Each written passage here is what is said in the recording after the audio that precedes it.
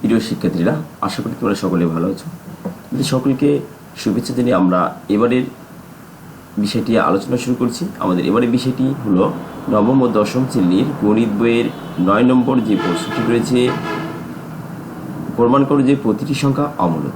অর্থাৎ ক নম্বরে রয়েছে যে √5, খ নম্বরে রয়েছে √7 এবং গ নম্বরে রয়েছে √10। এখানে আমরা প্রথমে ধাপে ধাপে এক একটি করে আলোচনা যাচ্ছি, যদিও 3টা প্রশ্ন কমন প্রশ্ন, অর্থাৎ একেবারে ইজি জিনিস, কিন্তু আমি আশা করছি তোমাদের কাছে আরও সহজভাবে আমার এই আলোচনাটা যদি তোমরা শোনো, তাহলে আরও সহজভাবে বিষয়টি ক্লিয়ারলি ধারণা নিয়ে মনে ধরে রাখতে পারবে। তা আসো আমরা এখনই আমাদের আলোচনা চলে যাই। এখানে তোমরা দেখতে পাচ্ছ প্রথম প্রশ্নটি রয়েছে √5। এখানে আমরা প্রথমেই আমরা যদি এটা সমাধান করতে যাই, তাহলে প্রথমে √5 এটি একটি অমূলক সংখ্যা, এটা আমাদের প্রমাণ করতে হবে। কিন্তু কীভাবে প্রমাণ করতে পারি, এটা আমরা এই যে সংখ্যাটি রয়েছে √5, এই √5 এর মান আনুমানিক কত হতে পারে সেটা আমাদের দেখতে হবে। আনুমানিক দেখো √5 এর মান কত হবে আমরা কিন্তু নিজেও জানি না। এজন্য আমরা √5 এর আগে যেহেতু একটা প্রশ্ন আমরা এখানে ধরতে পারি, যদিও আমরা এখানে 10 দিয়েছি, 1 দিয়েছি, 1 এর পরিবর্তে কিন্তু আমরা এখানে 2 দিয়েও 4 ধরে হিসাবটা করতে পারি। এই যে √5 এর মান এখানে যেটা আমরা এই যে 5 দেওয়া আছে এখানে, এই 5 এর মান কত হতে পারে? কিছু কোনো একটা দশমিক, যেহেতু এটা অমূলক বর্গ সংখ্যা নয়, কাজে এইটা একটি দশমিক ভগ্নাংশ হতে পারে। কিন্তু আমরা এটাকে এইখানে যেটা রেখেছি এটার পরিবর্তে কিন্তু আমরা অন্যভাবে দিতে পারি। যেমন কেমন, এখানে এই 5 এর আগে একটা আমরা বর্গ সংখ্যা ধরে নিই, তারপরে আমরা 5টিকে দিয়ে দিচ্ছি, তারপরে এর চাইতে 5 এর চাইতে বড় আরেকটি বর্গ সংখ্যা আমরা ধরতে পারি, যেটা হচ্ছে কত, 9। এখন দেখো এইটা যেটা আছে, এই 4 আমরা যদি উভয় পক্ষে যদি বর্গমূলের চিহ্ন দিয়ে দিই, তাহলে 4 লেস দ্যান এই বর্গমূলের চিহ্ন দিয়ে দিচ্ছি 5, এই লেস দ্যান 9, এই যেটা হলো। এখন এই যে এটা যদি বর্গমূল করা হয় তাহলে কিন্তু 2 হয়, এটার বর্গমূল করলে কিন্তু কত হয়, 5 √5 থেকে যায়, √5 যেহেতু এটা বর্গ সংখ্যা না, কাজে থেকে যায়। আবার এটার করলে 3 হয়। কাজে আমরা দেখতে পাচ্ছি যে 2 অপেক্ষা √5 এর মান বড়, কিন্তু 3 অপেক্ষা √5 এর মান ছোট। এখানে যদিও আমরা 1 দিয়েছি, তোমরা এখানে আমরা 1 না দিয়ে আমরা এখানে কিন্তু 4 দিতে পারি, এখানে 4 দিতে পারি, আবার এখানেও 4 দিয়ে আমাদের জন্য বিষয়টা আরও মনে রাখার একই ধরনের হলে মনে রাখতে সহজ হবে। এই জন্য যেহেতু আমরা পূর্বের আলোচনা থেকে আমার যে √2 একটি প্রতিজ্ঞা √2 ছিল, সেখানে কিন্তু আমি এই কাজটি করছিলাম। আচ্ছা, এখানে এরকম দিয়ে যদি আমরা দিয়ে দিই, তাহলে আমাদের জন্য বুঝতে সহজ হবে যে সংখ্যাটির অমূলক সংখ্যা নির্ণয় করতে বলা হবে, ওই সংখ্যাটির পূর্বের একটি বর্গ সংখ্যা ধরবো, পরবর্তী একটি বর্গ সংখ্যা ধরবো, ধরে আমরা সেটার উপর বর্গমূল যদি দিয়ে দিই, তাহলে দেখা যাবে যে ওই যে √5 এর মান কেন 2 অপেক্ষা বড় এবং 3 অপেক্ষা ছোট এরকম হচ্ছে, বা এটাকে মূলদ বা অমূলদ কেন ধরা হচ্ছে, এই বিষয়টি কিন্তু আমরা সঠিক ধারণা পাবো আর কি। তা আসো আমরা ধরে নাও যে এটা নিয়েছি, তাহলে আমরা বুঝতে পারছি যে 2 অপেক্ষা বড় এবং 3 অপেক্ষা ছোট, নিশ্চয়ই এটি একটি দশমিক ভগ্নাংশ। কিন্তু এটা আসলে দশমিক ভগ্নাংশ বলতে আমাদের হয় মূলদ হয় না অমূলদ হয়, কিন্তু এখানে আমরা কোনটা হতে পারে আমাদের প্রমাণ করতে হবে যে অমূলদ। তাহলে আমরা এখানে ধরে নেব যে বিষয়টি একটি √5 যদিও অমূলদ সংখ্যা প্রমাণ করতে বলছে, তাহলে আমরা এটা ধরে নেব কি, যে এটি একটি মূলদ সংখ্যা। আর মূলদ সংখ্যা থেকে জানি আমরা যে সংখ্যাকে p/q আকারে প্রকাশ করা যায়, তাহলে কি তাকে কি বলা হয়, মূলদ সংখ্যা বলা হয়। তাহলে এই যে মূলদ সংখ্যা আমরা সেটাতে যাব। কিন্তু এখানে দেখো যে √5 এর মান 1 অপেক্ষা বড়, এখানে যদি আমরা এইখানে √5 এর মান এখানে 3 অপেক্ষা বড়, এখানে আমরা দিতে পারি যে 4 অপেক্ষা বড় কিন্তু 3 অপেক্ষা এখানে √5 এর মান যখন আমরা এইরকম দিয়েছি বর্গমূল করার পরে, এখানে আমাদের কিন্তু এটা কি 2 অপেক্ষা বড় হচ্ছে আর 3 অপেক্ষা ছোট আছে। তাহলে √5 এর মান এখানে আমাদের 2 অপেক্ষা বড় কিন্তু 3 অপেক্ষা, এই যে 3 অপেক্ষা ছোট আছে। কাজে এই সংখ্যাটি কিন্তু পূর্ণ সংখ্যা নয়, কারণ পূর্ণ সংখ্যা হতে গেলে আমাদের কিন্তু দশমিক সংখ্যা হলে চলে না। পূর্ণ সংখ্যা বা পূর্ণ বর্গ সংখ্যা নয়, যেহেতু তাহলে নিশ্চয়ই একটি দশমিক সংখ্যা। পূর্ণ সংখ্যা হতে হলে পরিপূর্ণ একটা সংখ্যা হলে, যেমন 1, 3, 5, 7 এই ধরনের পরিপূর্ণ, বা 1, 2, 3, 4, 5 স্বাভাবিক সংখ্যাগুলো সব প্রত্যেকটা কিন্তু পূর্ণ সংখ্যা, আবার নেগেটিভগুলো থাকে। তাহলে আমরা এখানে বলতে পারি যে √5 একটি সংখ্যাটি মূলদ বা অমূলদ হতে পারে। তা আমরা এখানে ধরে নিচ্ছি যে √5 এই মানটি হচ্ছে কি, এটি একটি মূলদ সংখ্যা। যেহেতু মূলদ সংখ্যার সংখ্যা থেকে আমরা জানি p/q আকারের সংখ্যাকে মূলদ সংখ্যা বলা হয়, তাহলে আমরা √5 সমান এখানে আমরা ধরে নিচ্ছি যে কি p/q আকারে ধরে নিচ্ছি। তাহলে 5 এবার যেখানে p ও q স্বাভাবিক সংখ্যা এবং q greater than 1, এখন এখানে এই যে 5 সমান p² / q², এটা হলো কি করে, এটা আমরা উভয় পক্ষে বর্গ করে দিয়েছি, এ পাশে বর্গ করলে আমাদের এই রুট যেটা আছে, এই যে রুটটা আছে এখানকার এই রুটটা কি, এই রুটটা কিন্তু উঠে যায়, আবার এরপরে স্কোয়ার থাকে, এরপরে স্কোয়ার থাকে। তাহলে 5 বাই এখানে আসে কি যে 5 equal P square by Q, ভালো করে। তাহলে আমরা যদি এখান থেকে এই যে যেটা আছে যে 5 E P square by Q square, এখানে আমরা উভয় পক্ষে একটা কিউ দ্বারা গুণ করে দিয়েছি। কেমনভাবে গুণ করলাম? এটা বিষয়টা এরকম যে এই 5 থাকলো ইকুয়াল এই পি স্কোয়ার থাকলো, নিচে ধরে নিলাম যে কিউ স্কোয়ার থাকলো গুণ, তাহলে এরকম। তাহলে আমরা এর সঙ্গে একটা যদি কিউ গুণ করি, এর সঙ্গে একটা কিউ গুণ করে দিই, আর এর সঙ্গে একটা কিউ গুণ করে দিয়েছি। তাহলে এই কিউ আর এখানকার যে এটা কিন্তু বাদ হয়ে যায়, থাকবে কি এখানে শুধুমাত্র কিউ থাকে, তাহলে পি স্কোয়ার বাই কিউ, এখানে এই কাজটি এখানে করা হয়েছে। আচ্ছা, দেখা যাচ্ছে যে এই পাশে যেটা রয়েছে আমাদের, এটা কিন্তু পূর্ণ সংখ্যা, কিন্তু এই পাশের এটা লব হর যদি যেহেতু আছে সেটা কিন্তু পূর্ণ সংখ্যা নয়, কারণ এটা লব হর থাকলে সেটা ভগ্নাংশ হবে। তাহলে এখানে আমরা বলতে পারি যে স্পষ্টত 5 কিউ পূর্ণ সংখ্যা, কিন্তু পি স্কোয়ার বাই কিউ পূর্ণ সংখ্যা নয়, কারণ পি ও কিউ স্বাভাবিক সংখ্যা, এরা পরস্পর সহমৌলিক, কিউ কেটে দেওয়ার। সহমৌলিক বিষয়টি কি? সহমৌলিক বলতে বোঝায় যে এমন সংখ্যা এখানে ধরা হয়েছে যাদের ভিতরে এক ছাড়া আর কোনো সাধারণ গুণনীয়ক নয়। সাধারণ গুণনীয়ক নেই কেমন? এখানে ধরে নিলাম যে আমি যদি ধরে নিচ্ছি আমি এখানে 5, এই যে 5 ধরছি, 5 সমান কত লেগে যায়? 1 গুণ 5 ধরা যায়। আবার যদি আমি ধরি যে এখানে 7 ধরলাম, তাহলে কত ধরা যায়? 1 গুণ 7। তাহলে এই যে 1, এই যে 7, এটা কিন্তু 1 ছাড়া আর কোনো গুণনীয়ক এখানে নাই। আমি এখানে মৌলিক সংখ্যা দিয়ে ধরেছি যদিও, কিন্তু অন্য সংখ্যাগুলো এরকম আমরা অন্য সংখ্যা ধরতে পারি, যেমন 15 ধরতে পারি, আবার 10 ধরতে পারি।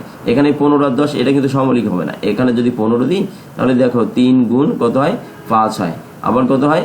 যে 3 5 15 হয়। আর কোনোভাবে যদি হয় 1 গুণ 15 হয়। আবার যদি আমি এখানে 10 ধরি, তাহলে কিন্তু 1 গুণ 10 হয়।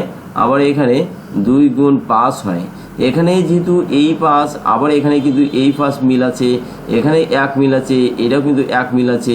এই কারণে কিন্তু এখানে কি এই 15 আর 10 সেটা কিন্তু সহমৌলিক নয়। কাজে আমরা এখানে যে সংখ্যাটি ধরেছি সেটা কিন্তু আসলে সহমৌলিক বলতে আমাদের এই ধরনের সংখ্যা, অন্যান্যগুলোও যেগুলো আছে সেগুলোও কিন্তু এর অন্তর্ভুক্ত হবে, এই ধরনের সংখ্যাগুলোকে বোঝাচ্ছে। আচ্ছা, তাহলে স্বাভাবিক সংখ্যা এর পরস্পর সহমৌলিক এবং কিউ কেটে দেওয়া নয়। এখানে যে কিউটের মান দেওয়া আছে, এই কিউ এর মানটা 1 থেকে বড় হবে, কখনো ছোট হবে না।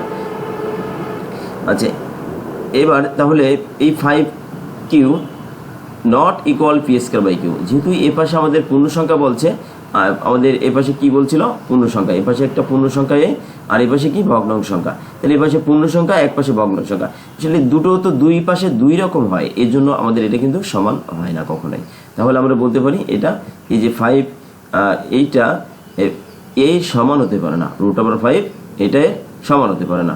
তাহলে এটা যদি সমান হতে পারে না, তাহলে √5 পি বাই কিউ এর সমান হতে পারে না। অথবা আমরা বলতে পারি কি √5 একটি অমূলক সংখ্যা। অনুরূপভাবে আমরা যদি এটা আমাদের √5 একটি অমূলক সংখ্যা, সেম কাজই আমরা যদি করে থাকি যে 7 এর বেলায় ধরবো, 7 এর বেলায় আবার পরবর্তী যে প্রশ্নটি সেক্ষেত্রেও কিন্তু একই কাজ, শুধুমাত্র আমরা এই যে √7 রয়েছে এখানে শুধুমাত্র √5 পূর্বে ছিল কত? √5, ওখানে আমরা √7 লিখে দিলে কিন্তু আমাদের উত্তরটা হয়ে যাবে। এটার জন্য আমরা এখানে 1 থেকে বড় 7 থেকে 7 সংখ্যাটি দেওয়া আছে, এটা 1 থেকে বড় কিন্তু 9 থেকে ছোট, এটা আসলে একটা বড় হয়ে যায়। যদি আমরা এখানে এইটা না দিয়ে আমরা 7 বলছি, এখানে এই যে 7 এর আগের একটা বর্গ সংখ্যা 4, আর এখানে এই 7 > 9, এইটা যদি আমরা ধরি তাহলে কিন্তু আমাদের সঠিক হবে। তা আমরা এখানে এই কাজটি করব। এখানে √4 ইকুয়াল এই √7 ইকুয়াল √9 এটা দিয়ে দিচ্ছি। তাহলে এখন এটা করলে 2 হয়, এটা করলে √7 হয়, এটা 3 হয়। তাহলে এই যে √7 এর মান 2 থেকে বড় কিন্তু কি 3 থেকে ছোট। নিশ্চয়ই আমরা ক্যালকুলেটর যদি আমরা এখানে ব্যবহার করি কিছু একটা হবে, যে মানটি হবে কি 2 থেকে বড় এবং 3 অপেক্ষা ছোট হবে। তাহলে এখন এখানে তাহলে এই যে আমাদের এখানে 1 ধরা হয়েছে, 1 এর পরিবর্তে আমরা 1 দিলেও হবে, অথবা যদি আমরা এখানে যদি 2 ব্যবহার করি তাহলে কিন্তু উত্তরটা হবে। তাহলে এখানে আমরা 2 দিতে পারি, যদি এখানে আমরা যখন ধরবো তখন কিন্তু এখানে 4 দেবো, এখানে কত দেবো? 4 দেবো, কিন্তু এখানে আমাদের কত হবে? 2 হবে। তাহলে এই একই সেম বিষয়, আমরা এখন এর মান ধরবো √7 এর মান, এখানে 2 অপেক্ষা বড়, কিন্তু যদি আমরা 2 ব্যবহার করি তখন কিন্তু আমাদের এখানে কত লিখতে হবে? এখানে কিন্তু আমরা তখন 4 না 1 না, আমরা যদি 2 এই 4 ধরে হিসাবটা করি তাহলে কিন্তু আমাদের এখানে তখন যে 2 অপেক্ষা বড় কিন্তু 3 অপেক্ষা ছোট, এইটা দিতে হবে। সুতরাং তো বুঝলাম। তাহলে অতএব √2 এর পূর্ণ সংখ্যা নয়, এটা পূর্ণ সংখ্যা যেহেতু নয় তাহলে এটা কি হয় মূলদ হবে অথবা কি অমূলদ সংখ্যা হবে।